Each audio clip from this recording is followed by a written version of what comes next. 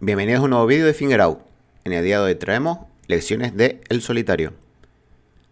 Como todos sabrán, El Solitario era un atracador de bancos que durante casi 15 años estuvo atracando bancos por la península, sobre todo en aquellos sitios donde nunca pasa nada, y dejó un reguero de víctimas por el camino, aparte de los heridos. En especial exactamente los compañeros que causaron baja, tanto por fuego amigo como por fuego directo de esta persona. Y nos vamos a basar en un documental muy interesante que les dejaremos en el enlace en el campo de la descripción, porque simplemente vamos a extraer unos apartados, unos trozos de este vídeo que creemos muy importantes para el personal que nos pueda estar siguiendo. Y bueno, se recomienda ver el documental completo para sacar otras pistas, otras moralejas que a lo mejor no vamos a analizar tanto desde esta perspectiva, que es más la parte de criminología, de estudio, etcétera, sino aquí nos vamos a intentar centrar en lo máximo posible. Dejaremos alguna pincelada que no sea tan táctica porque creamos necesario para tema de concienciación. Y vamos a centrarnos solamente en la parte táctica operativa de una persona autodidacta, la cual no tiene ninguna experiencia en Fuerzas Armadas, Fuerzas y Cuerpos de Seguridad de ningún país, de ningún extranjero. Incluso intentó o tuvo una excedencia, un excedente de no hacer la mili, alegando que sufría una esquizofrenia. Por lo tanto, no tuvo ningún pasado en el manejo de este tipo de armas y formación, entrenamiento o modus operandi que podamos apreciar que haya tenido una enseñanza a lo largo de su vida, sino que él por su cuenta fue aprendiendo. Y vemos como una persona, incluso en la época, que a lo mejor internet no estaba tan extendida, pues tenía un gran conocimiento, una gran pericia, un gran profesional de su sector.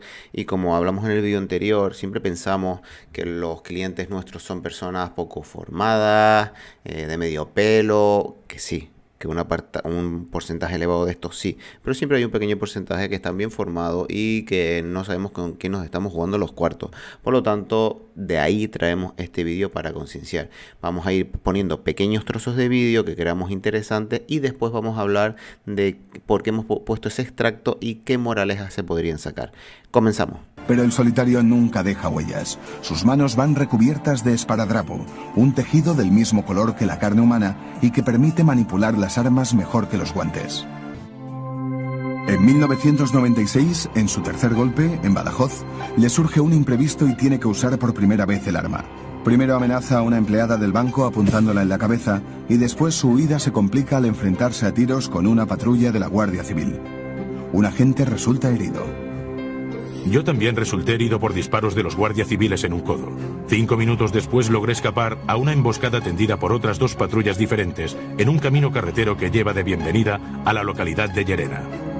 Tras este primer apartado, este primer trozo de vídeo de documental que les hemos puesto, queremos concienciar sobre dos cosas que se ven de forma bastante clara, y una es las medidas de precaución que toma, por ejemplo, cuando se pone esparadrapo en las manos para no dejar huellas, pero a la vez le da un mejor tacto de las herramientas que está usando, es decir, le da una mayor pericia, pero tampoco podría despertar el recelo policial, porque a lo mejor no le vemos nada en las manos como unos guantes, que incluso se podría llegar a confundir el esparadrapo con la piel, ¿no? Con el tono de piel de una persona normal, o incluso si nos toparamos con alguien así, nos podría decir que tiene las manos, pues que se quemó, alguna excusa que a lo mejor podría colar más. En cambio, si lo vemos con unos guantes puestos, llamaría más la atención. Bueno, este sería el primer punto.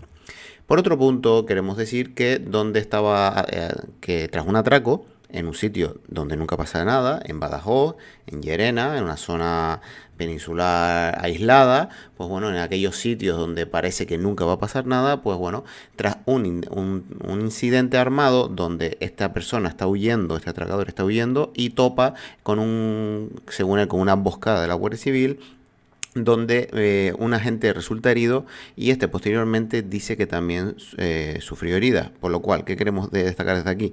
Que es normal que tras un incidente armado hayan heridos, tanto en un bando como en el otro. A nosotros nos tiene que preocupar, en primer lugar, nuestros compañeros y nosotros mismos, es decir, tener herramientas y conocimiento sanitario para poder solventar este tipo de incidencias. Y en segundo lugar, la del cliente, a lo mejor que hayamos tenido que hacerle daño para poder reducirlo porque nos estaba acometiendo.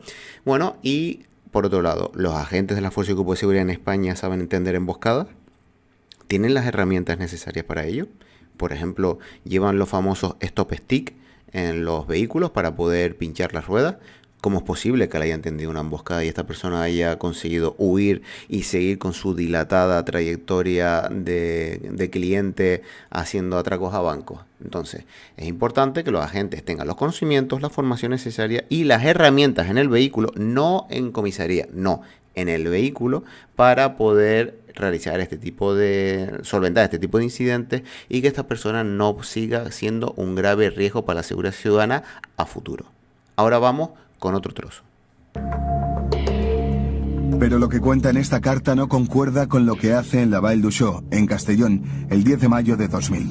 Ese día se enfrenta él solo a una decena de agentes de la policía local mientras escapa de un atraco a un banco del centro de la población. Durante el tiroteo muere uno de los agentes. El solitario dispara contra los policías protegiéndose detrás de los coches aparcados. A uno de ellos le salva la vida un manojo de llaves que cuelga de su cinturón y que consigue parar la bala. Al otro la bala le rompe la pierna. En la esquina siguiente el atracador se enfrenta con otros dos agentes. Uno de ellos, sin querer, dispara su pistola sin tener en cuenta que su compañero está en la línea de tiro. El policía muere en el acto. El fugitivo escapa por las calles de la Vall d'Uixó. Uno de los agentes le dispara en la espalda. El solitario cae desplomado pero no está muerto, ni siquiera herido. Lleva chaleco antibalas y desde el suelo responde a los disparos. El atracador llega hasta su vehículo, un Suzuki Vitara blanco, en el que guarda un subfusil. Lo exhibe a los agentes y vacía el cargador contra ellos. El solitario consigue escapar aunque su coche recibe hasta 17 disparos más. El tiroteo es tan intenso que en las calles de la Vall d'Uixó se recogen más de 100 casquillos de bala. Hay agujeros en las paredes y en los rótulos de los comercios. La inspección ocular, en la escena del tiroteo, da a los agentes de la Guardia Civil las primeras pistas del atracador al que se enfrentan. Los proyectiles que usa el atracador vuelven a ser del calibre 45 auto de la marca Geco, el mismo calibre utilizado en Badajoz. Por las marcas que tienen las balas, creen que las dispara con un subfusil militar. La Guardia Civil también recoge proyectiles del calibre 357 Magnum. Los usa en una pistola y en un revólver modificados artesanalmente. El Suzuki todoterreno de color blanco con el que escapa se convierte en una pista fundamental. A partir de ese atraco saben que actúa siempre protegido con un chaleco antibalas. Los agentes le disparan 3 veces, consiguen tirarle al suelo pero no le provocan ninguna herida. El solitario consigue escapar con su vehículo de la Vall d'Uixó y sigue con su carrera criminal. ¿Qué hemos aprendido del incidente de Vall d'Uixó? Bueno, hemos aprendido por lo menos 3 conceptos claros. En primer lugar, este cliente, después de unos atracos a un banco, huye y es perseguido por varios agentes. Aquí tenemos también el primer problema, que es que un agente durante la huida y el intercambio de disparos, en ese intercambio de disparos de visión túnel, obcecación, estrés y seguramente poca formación, dispara a su compañero en la parte trasera de la cabeza y muere en el acto. Aquí esto demuestra que la importancia de llevar protección balística también no solamente es por los clientes, sino por nuestros propios compañeros. Fuego amigo. Y en base a la cultura o al conocimiento, a la formación policial en el manejo y en la pericia de manejo de armas de tus compañeros, pues valora si te fías o no te fías de ellos. Por lo cual no te cuesta nada ponerte el chaleco siempre de servicio. Que incluso esto puede dar estrés a algunos compañeros cuando ven que en escena se bajan, o en incidentes de seguridad ciudadana, se bajan compañeros de los vehículos sin los chalecos puestos. Cuando uno es consciente de ello, sabe que incluso en un accidente puede llegar a matar a su propio compañero, por ejemplo, como el incidente de Andújar más recientemente. En segundo lugar, vemos que esta persona, el cliente, huye hacia su vehículo para poder emprender la fuga, y cuando es alcanzado por varios disparos por la espalda, cae y devuelve el fuego, que no llega a causar ningún tipo de herida a este sujeto porque lleva protección balística debajo de la ropa. Es decir, los clientes llevaban protección balística en la escena, y estoy muy seguro que por la época, etcétera, en la zona, los compañeros no llevaban ninguno chaleco de protección balística, o a lo mejor lo llevaría alguno de forma ocasional. Por lo cual vemos que incluso ya los clientes van preparados a la escena y ya empezando a valorar material en un bando y en el otro, los clientes van ganando. Por otro lado, cuando huye y llega a alcanzar su vehículo, vemos que extrae de él, lo tenía previsto, un subfusil con el que dispara y devuelve superioridad de fuego a los agentes, logrando emprender la huida. Por lo cual también es importante contar con herramientas en los vehículos o en sitios prestos para su uso, si estamos dentro de dependencia, en las dependencias policiales, para poder nosotros tener superioridad de fuego y que no la tenga el cliente. Por lo cual ya vemos que entre la protección balística y el subfusil, el cliente y la protección balística y el subfusil, el cliente está en una superioridad de medios hacia los agentes convencionales. Y recuerden, estos disparos por la espalda mientras huye, cómo van a ser interesantes más adelante cuando logren analizar el vehículo de este cliente. Pero salta definitivamente a los medios de comunicación el 9 de junio de 2004. Ese día se convierte presuntamente en asesino al matar a 2 agentes de tráfico de la Guardia Civil. José Antonio Vidal, un asturiano de 31 años, y Juan Antonio Palmero, un gaditano de 28. Los cuerpos de los 2 agentes de tráfico reciben 14 impactos de bala. Ni siquiera les da tiempo a reaccionar y son acribillados a bocajarro. Los investigadores sospechan que el ataque puede ser obra de mafias del este de Europa, pero después de analizar la escena del crimen, determinan que un solo hombre, que conduce mientras dispara, es el autor del doble crimen. El atracador circula por una carretera secundaria de Navarra, cerca de Castejón. Viene de La Rioja, donde intenta asaltar un banco, pero vuelve con las manos vacías porque es día festivo. Va al volante de un Suzuki Vitara. A una pareja de agentes de tráfico de la Guardia Civil le resulta sospechoso y deciden salir tras él. El atracador se da cuenta de que le pisan los talones. Lleva matrículas falsas y numerosas armas y no está dispuesto a dejarse capturar. Desde el coche patrulla los agentes le dan el alto, pero ni el altavoz ni las sirenas le hacen parar. La persecución se prolonga durante 3 kilómetros. Al llegar a la entrada de Castejón, el Suzuki disminuye su velocidad. Los guardias civiles creen que por fin el infractor va a rendirse, pero el atracador con el vehículo casi parado deja que el coche oficial se ponga a su altura, saca el subfusil por la ventanilla y acribilla el coche patrulla. Mientras el atracador se da la fuga, el conductor se desploma muerto sobre el volante y su pie derecho aprieta el acelerador. El vehículo recorre sin control casi 300 metros a 85 kilómetros por hora hasta estrellarse contra una señal. Los funerales por los 2 agentes se celebran en la iglesia de Calahorra. La viuda de Juan Antonio Palmero, casada solo 2 meses antes, llega al funeral rota por el dolor. Agentes de la Guardia Civil y de la Policía Nacional llevan en hombros los féretros de los 2 agentes muertos. A la entrada de la parroquia les esperan sus compañeros de destacamento. Los funerales se celebran en la intimidad por expreso deseo de la familia. Los 2 guardias reciben la Cruz al Mérito con distintivo rojo, la condecoración que se recibe al morir en acto de servicio cuando se afronta un peligro para la propia vida. A la salida se produce uno de los momentos más emocionantes cuando sus compañeros les despiden con el himno de la Guardia Civil. ¡Viva España, viva el rey! ¡Viva el orden, viva el rey! ¡Viva la Guardia Civil! 2 buenos guardias civiles que han dejado su vida después de un crimen que estamos investigando y que vamos a tratar de resolver a toda costa. Un testigo identifica el vehículo desde el que se efectúan los disparos. Vuelve a ser un todoterreno Suzuki, pero esta vez pintado de color verde. El estudio del coche de los agentes sorprende a los investigadores. Según el origen de los disparos, hay un solo tirador que con una mano conduce y con la otra dispara. Son tiros de gran precisión. 19 entran por la ventanilla del copiloto.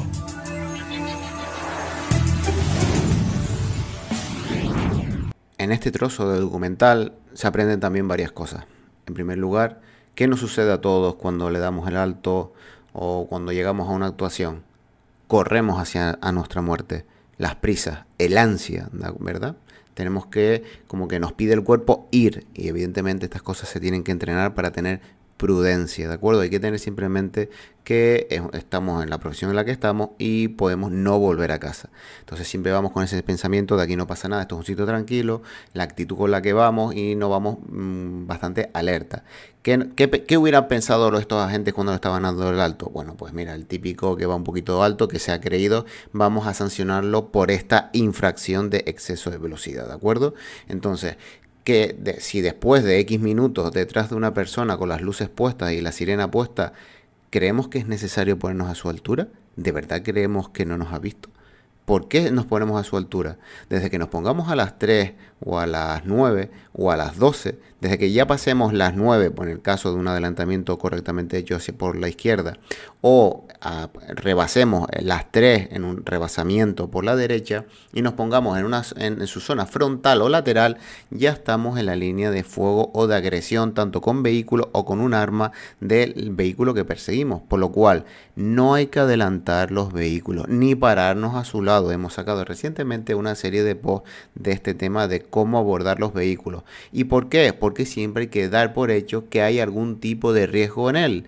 Estos agentes seguramente pensaban que, bueno, el caraja no se ha dado cuenta, que se ha creído, vamos a ver si para, lo adelantan, los ametrallan, seguramente no llevaban chalecos de protección balística y los agentes mueren.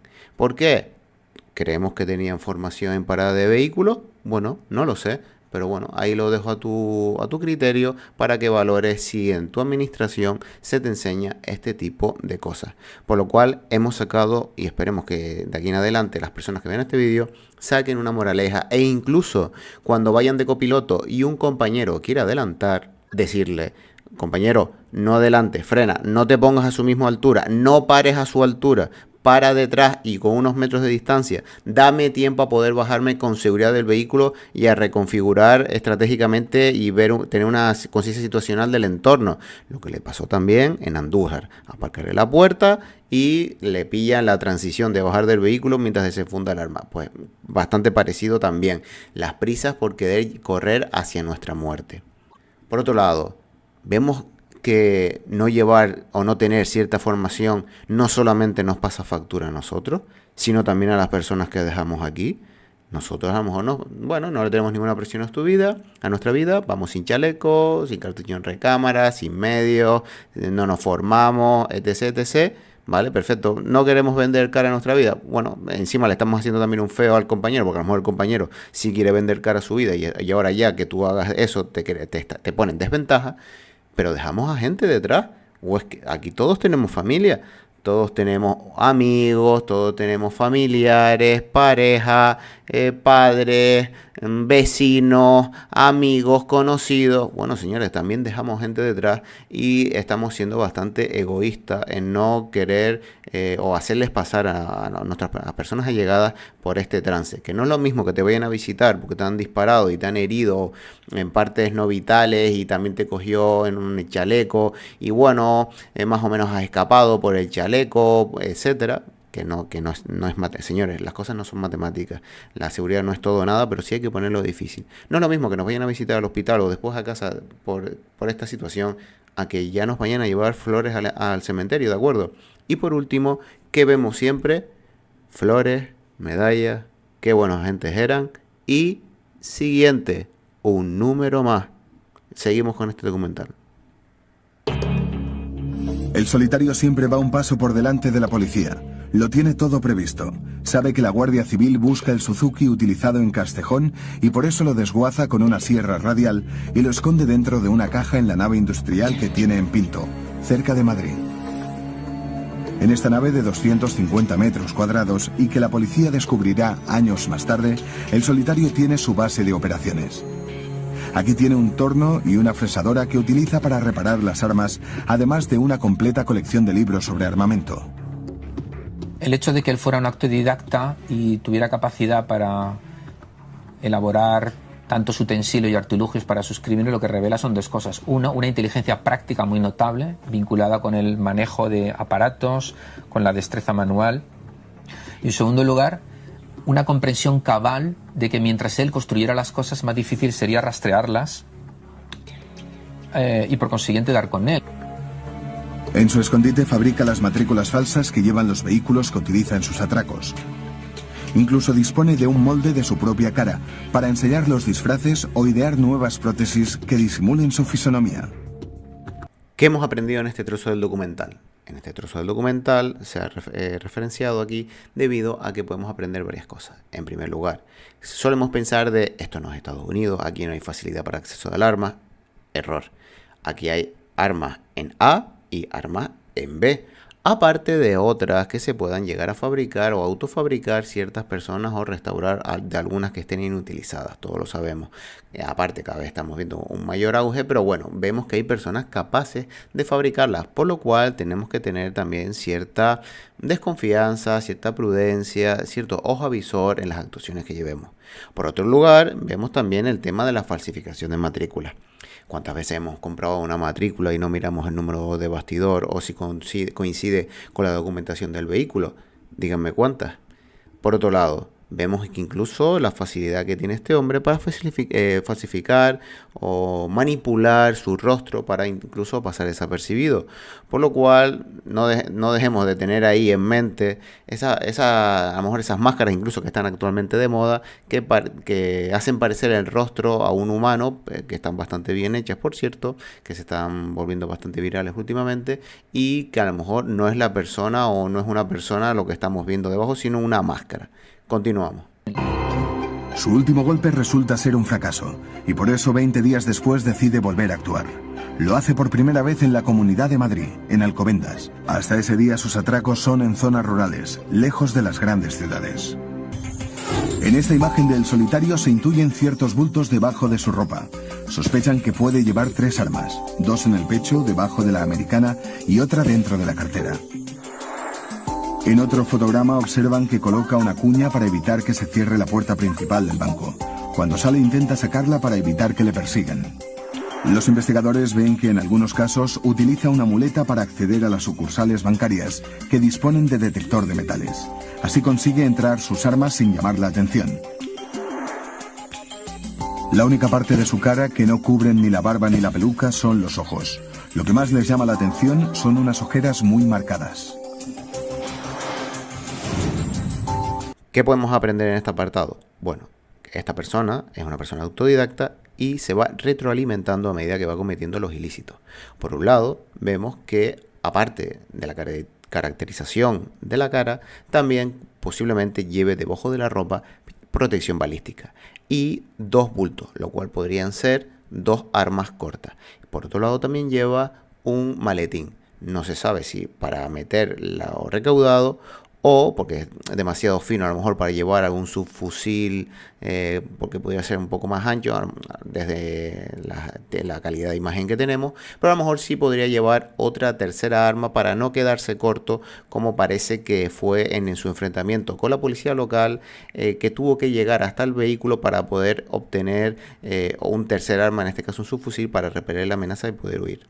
Por otro lado, vemos que portaba una muleta. ¿Qué nos puede pasar cuando tropecemos con una persona con una muleta o con un bastón? Pues que nos confiamos, ¿no? Que pensamos que es una persona desvalida. No olvidemos que en esto en España tenemos que tener cierta experiencia de que hay ciertas personas en territorio nacional pertenecientes a una etnia que es habitual que escondan armas en ese tipo de bastones.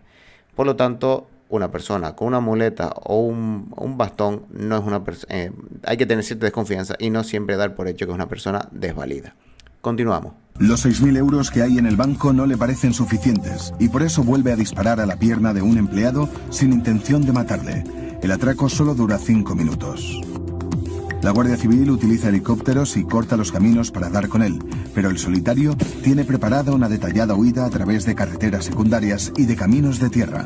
Es en uno de esos caminos donde se cruza con un pastor que le identifica y da la primera pista fiable en muchos años. El solitario conduce una Renault Kangoo de color blanco. En este apartado del documental aprendemos 2 cosas. por un lado, que esta persona no tiene impedimento en disparar a un empleado, lo cual incluso puede retrasar la persecución policial. ¿Por qué? Porque llegan los agentes a escena, ven a una persona herida y tratan de socorrerla, en vez de a lo mejor empezar la persecución de este individuo. Eso por un lado. Por otro lado, vemos que podemos dar por hecho que un cliente va a huir por carreteras convencionales o las más rápidas, que también, por ejemplo, en nuestra experiencia con aluniceros y este tipo de cosas. Pero no es de desdeñar, no hay que olvidar de los caminos, el conocimiento que existen o que puede tener las personas de los caminos rurales, que es nuestra misión conocer, incluido todas las entradas y salidas. La importancia de conocer zona. Continuamos. Es fundamental no perderle de vista. La furgoneta blanca está en todo momento controlada por 1 o 2 vehículos camuflados de la policía. Le siguen desde Madrid hasta Portugal y comprueban que no deja ni un solo elemento al azar. Su furgoneta es su base de operaciones móvil. En el interior de la furgoneta lleva gasolina para repostar lo menos posible y evitar ser grabado por las cámaras de seguridad de las gasolineras. Lleva un tanque de agua para asearse y comida enlatada para cocinar él mismo. Nadie en ningún hotel o restaurante será capaz de identificarle. El asiento del conductor está blindado con una chapa metálica. Así protege su espalda en caso de tiroteo. La llave de la furgoneta siempre está en el contacto cuando está atracando. La disimula con una cinta negra para que no se vea desde el exterior. Duerme en una pista forestal y disimula la furgoneta con una tela militar. Conoce perfectamente esos caminos porque antes los estudia y los introduce en su GPS.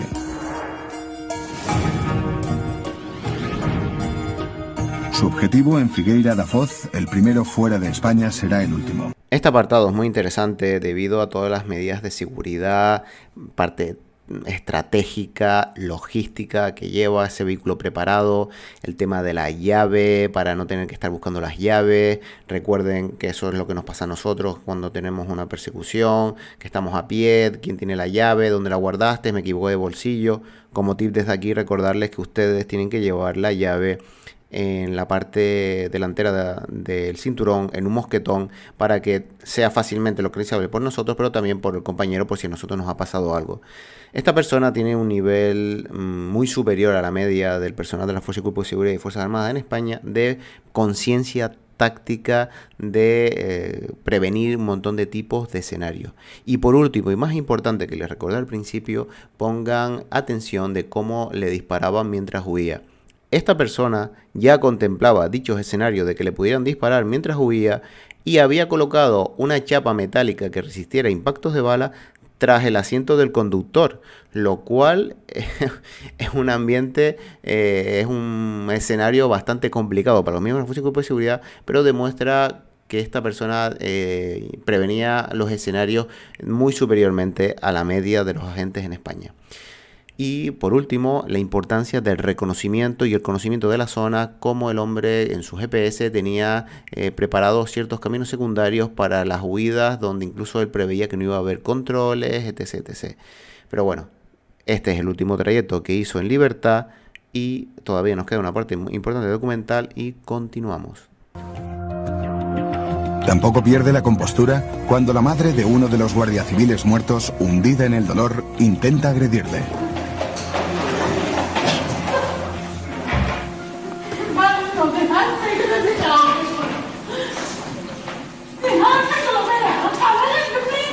Marches. Señora, no tengo nada que ver con la muerte de su hijo. No, cállese, cállese. No tengo nada que ver con la muerte de su hijo, señora. Bueno, hace falta que te explique por qué he puesto este trozo del vídeo. Imagínate que fuera tu madre, rogando que al menos la dejen buscar algo de alivio en su dolor. Continuamos. Comunican a la policía portuguesa que el solitario planea atracar un banco cerca de la zona portuaria de Figueira da Foz. Pero en esa zona hay 3 sucursales diferentes y no saben cuál de ellas será su objetivo.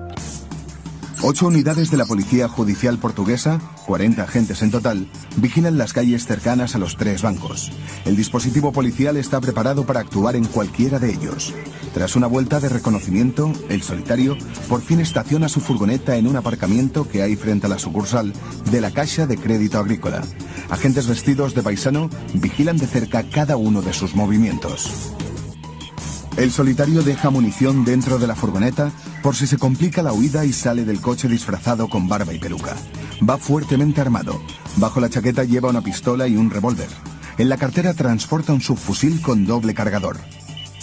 El atracador anda los últimos metros antes de llegar al banco y se cruza con un policía de paisano. La policía ya sabe qué banco va a asaltar y pone en marcha el dispositivo para capturarle. Un agente da la orden a los 7 policías que esperan dentro de una furgoneta. La consigna es no matarlo, pero saben que es un criminal peligroso y de gatillo fácil. Por si se complica la operación, los agentes llevan preparada una pistola de electrochoque paralizante. El solitario está a punto de llegar a la puerta del banco. Inesperadamente, la furgoneta frena a su lado y sin darle tiempo a reaccionar, 8 agentes se abalanzan sobre él en bloque. El atracador intenta sacar una de sus armas, pero los agentes consiguen inmovilizarle.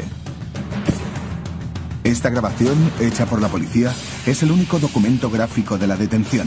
Apenas se ven las piernas de Jaime Jiménez Arbe debajo de media docena de policías. Cuando lo levantan del suelo, aún con la barba puesta, mira desconcertado. Este es el relato de cómo se detiene al atracador más buscado de la última década. Son 14 años en los que presuntamente asalta 36 bancos, mata a 2 guardias civiles y consigue un botín de 700.000 euros. Para el solitario, la suya es una lucha contra el capitalismo. Bueno, terminamos aquí el documental.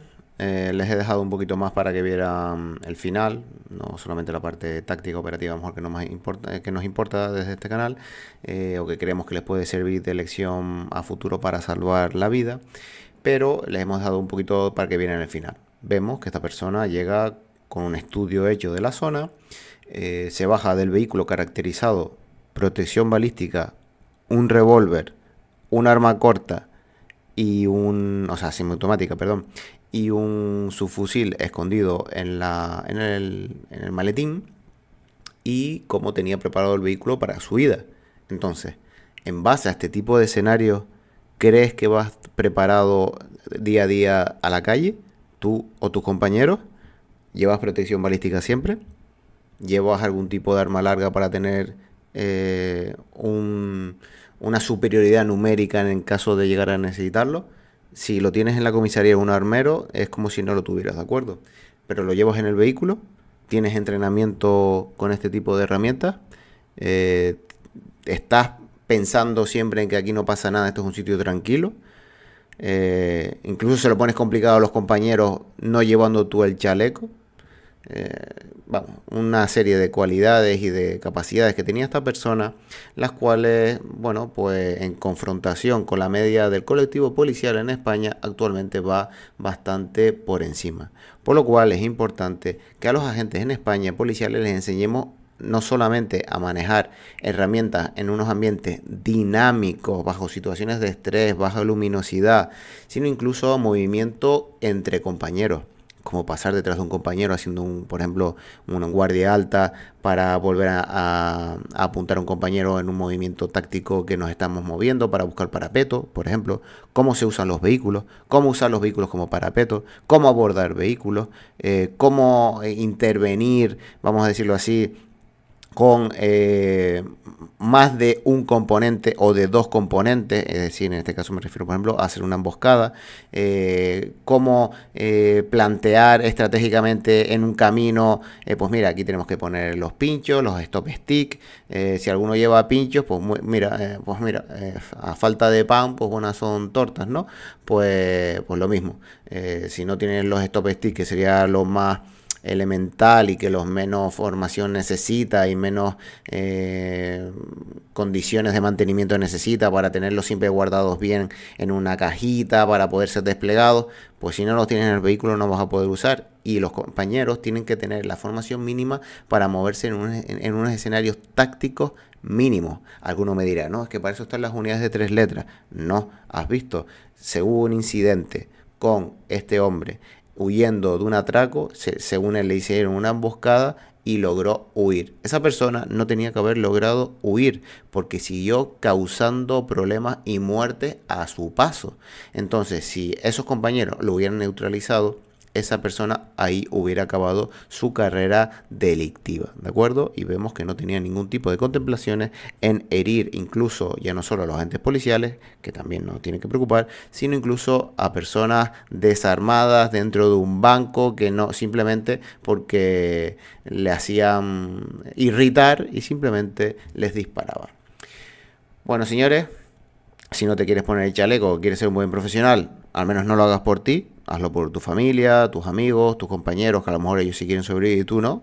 Pero ten en mente que existen profesionales competentes. Hemos visto ya 2 casos, el último análisis del incidente de Francia, de la liberación de este sujeto, y por ejemplo en este caso de El Solitario. Hay más casos, pero bueno, les hemos puesto 2 relevantes que tenemos medios audiovisuales para apoyarnos en esto, para transmitir una conciencia situacional de en qué mundo nos estamos enfrentando. Y recuerden que cada vez más las armas largas son el pan de cada día en territorio nacional. Y lo que pasa en territorio Schengen significa que también pasa en territorio nacional. Esperemos que les haya gustado y nos vemos en el siguiente.